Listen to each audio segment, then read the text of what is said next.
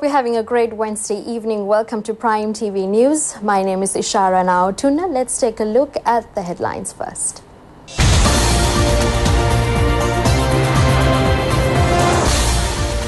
The president promises to make Sri Lanka corrupt-free. The trade union action in the education sector called off. The number of Samurdhi beneficiaries will be increased. An agri-irrigation program to mitigate climate change. Dozens killed as voters go to polls in Pakistan.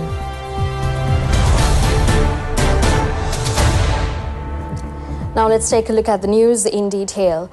President Maithripala Sirisena states that he intends to make Sri Lanka the most corruption-free country in the world.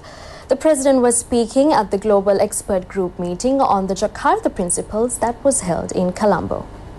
The Global Expert Group meeting on Jakarta Principles was held under the aegis of President Maithripala Sirisena. The Jakarta Principles are a set of principles adopted by experts and practitioners to strengthen the effectiveness of anti-corruption authorities around the world. They are enshrined in the Jakarta Statement on Principles for Anti-Corruption Agencies, adopted in November 2012 at a meeting in Jakarta, Indonesia, bringing together current and former heads of anti-corruption authorities, anti-corruption practitioners and experts. President Sirisena said that the power and corruption join together and further said that bribery and corruption, crime and drugs are the main challenges faced by the developed as well as developing countries in the world. President Sirisena recalled that how he worked with commitment to abolish the excessive powers vested in the executive presidency, fulfilling a main pledge given at the 2015 presidential election. The president said that the establishment of the Independence Commissions, Commission to investigate bribery or corruption, and ensuring the judicial independence are the victories achieved by the public in this country.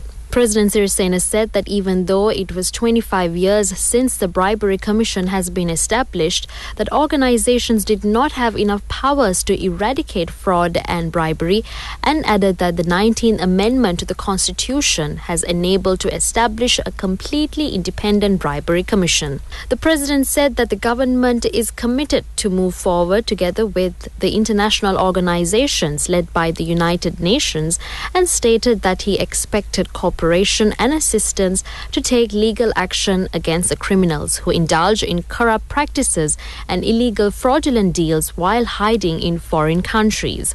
The president said although the corrupt politicians and the government officers work together to prevent the anti-corruption program, he is determined to carry forward the anti-corruption drive despite any hurdle on this path. Commissioner of the Anti-Corruption Program of Indonesia, Laude M. Shirif, lauded the anti-corruption drive of President Sirisena. He pointed out that President Sirisena's presence at the Global Expert Group meeting on the Jakarta Principles reflects his determination to fight corruption, and it would strengthen the global fight against corruption. The trade unions attached to the education sector have called off the planned trade union action after a round of discussions with President Maithripala Sirisena. The Minister of Education decided to orchestrate a strike against a decision to promote some officers who were politically victimized. President Sirisena, who engaged in discussions with trade union representatives, also discussed with the Prime Minister over the phone at the same time. Accordingly, several decisions were taken, including temporarily suspending the appointments and promotions that have been planned to confer to the politically victimized officers. It was decided to inquire the personal files of the selected officers and see whether they have truly been politically victimized. It was also decided to appoint a committee in this regard and obtain the recommendations of the committee in a month. The recommendations of the Presidential Committee to be appointed will also be subjected to the Public Service Commission. The trade unions will also be allowed to opine their views to the envisaged Presidential Commission. A meeting of the Working Committee of the UNP was held this morning. The UNP Working Committee met under the patronage of Prime Minister Ranil Wickremesinghe. Several key areas, including increasing Samurdhi beneficiaries, implementing Gamperelia and Enterprise Sri Lanka programs expeditiously at the Working Committee meeting today. Prime Minister Ranil Wickremesinghe said that measures should be taken to hold the provincial council elections in due course. Attention was drawn on the restructuring process in the party as well. The Cabinet of Ministers have approved an agri-irrigation development project that helps to mitigate climate change. Approved the proposal presented by Mahinda Amaravira, Minister of Agriculture, to invest $140 million to implement the project during the period of 2018 to 2024 with assistance of World Bank funds. Livelihood Development Project will be implemented targeting model village beneficiaries through Enterprise Sri Lanka and Gamperelia national programs.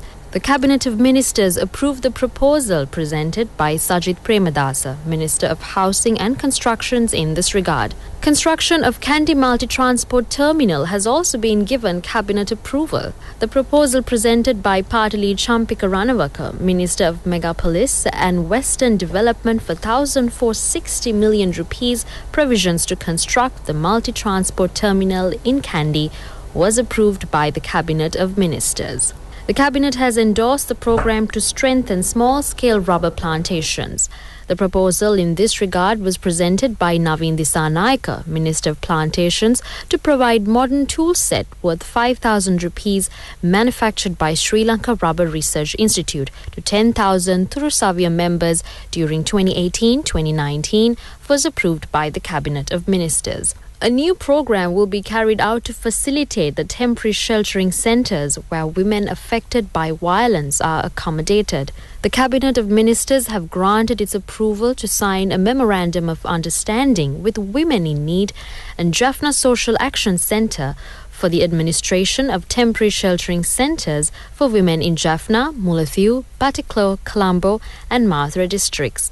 The Cabinet of Ministers approved the proposal presented by Chandrani Bandara, Minister of Women and Child Affairs, to provide a qualified staff and other necessary facilities by the government. A program has been put forward to conserve the Nilwala River Basin. The Cabinet of Ministers approved the proposal presented by Sagala Ratnayake, Minister of Youth Affairs, Project Management and Southern Development, to invest 62 million rupees to conserve Nilwala River Basin from Pittabadara to Kottapola with the assistance of the Ministry of Water Resources and Disaster Management. 5,000 rail tracks will be procured. The Cabinet of Ministers approved the proposal presented by Nimal Siripala de Silva, Minister of Transport and Civil Aviation, to award the contract of providing 5,000 E and 45 E1 rail tracks to MS Angang Group International Pansliuma Co. Limited for $2.13 million.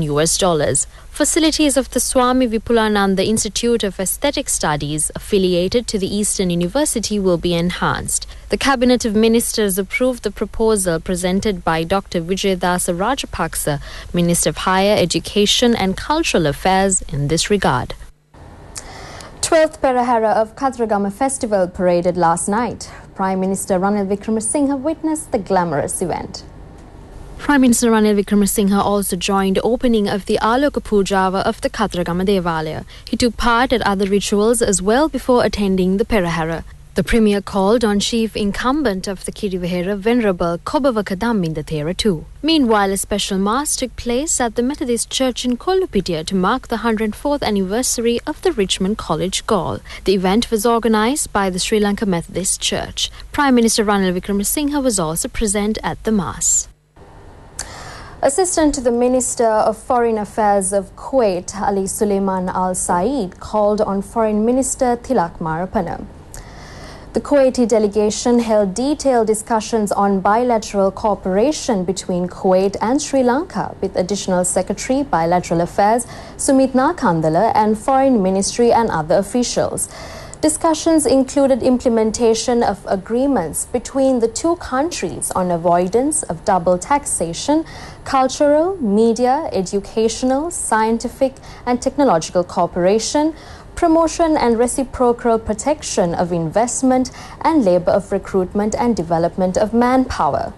Provision of assistance for development projects in Sri Lanka from the Kuwait Fund for Arab Economic Development and future Kuwaiti investment in Sri Lanka were discussed as well. Over Kuwait dinar 77 million have so far been granted as loans for 15 projects, including the Moragahakanda Irrigation and Agricultural Development Project and the Moragolla Hydropower Project. Minister Rajitha Senaratne says huge transformation has taken place in the health sector of the country under the present administration. The minister made the comment at a function held at the BMICH. The event was organized to hand over appointment letters to 292 medical officers. Especially the universal health coverage and the primary health care in this country is well recognized and says one of the best in the world. Those days it was only Cuba was one of the best, but today they always say Cuba, not with more than Cuba, about Sri Lanka. Even this time the WHO sessions were held assembly. In the opening address of the Director General, he said a glaring example for the entire world about universal health coverage is Sri Lanka. Learn from Sri Lanka how was his health system to be run. That is what his words. When he came, he decided that the executive committee, at that time I was an executive committee member, they appointed me as a vice president now in the WHO. So in the executive committee, when I was also present, we discussed about holding the 70th anniversary of the WHO and the World Health Day. He said in his address, there is no other better country to hold this 70th anniversary, this celebration, other than Sri Lanka.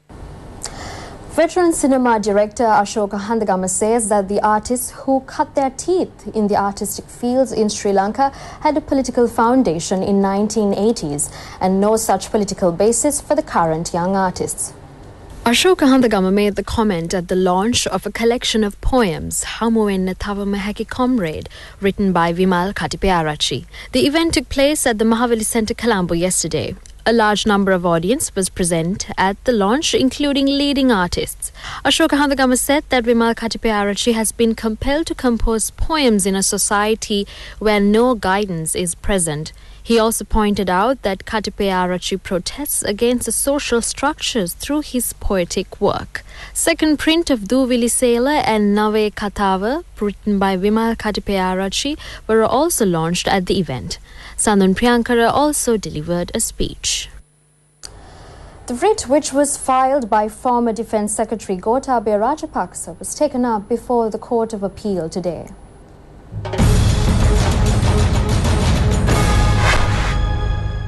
Former Defence Secretary Gotabaya Rajapaksa has been accused of a mishandling of 81 million rupees of the public coffers when constructing the D.A. Rajapaksa Memorial Museum. The lawyer appeared on behalf of Gotabaya Rajapaksa informed the court that the Financial Crimes Investigation Division of Police has recorded statements from Gotabaya Rajapaksa in accordance with the agreements reached at the Court of Appeal by the interested parties. The lawyer said that a notice has been issued to the former Defence Secretary to appear before the Magistrate Court on the 7th of September. The Court of Appeal instructed the Attorney General to inform about the progress of the proceedings of the Magistrate Court on the 28th of September. Meanwhile, the Colombo High Court ordered to hear the case against former chairman of the avant-garde Nishanka Senadipati and former chairman of the Rakna Lanka security firm, retired Major General Palita Fernando, on bribing 35.5 million rupees. The two suspects have been charged under 47 counts under the Bribery Commission Act. Ashoka Chandani Kumari alias Bhatti, who has been accused for killing a schoolgirl and her mother in Kotakethana in 2012, has been acquitted by the Colombo High Court. However, the Colombo High Court decided to continue hearing the case filed against her husband. A comprehensive project is being implemented to control flooding in Anuradhapura due to overflow of the Malwatu Oya River. The initiative is being taken place under the supervision of Minister Duminda Dissanayake. Measures have been taken to remove silt and other materials that block the Malwatu Oya and other waterways. As a result of heavy showers, the Anuradhapura town and nearby areas get inundated in a shorter period of time. The Tri-Forces and Civil Security Force contributes to the project. The Malwatu Oya development project commenced under the patronage of the President Maithripala Sirisena on the 7th of this month. The Disaster Management Centre funds for the project.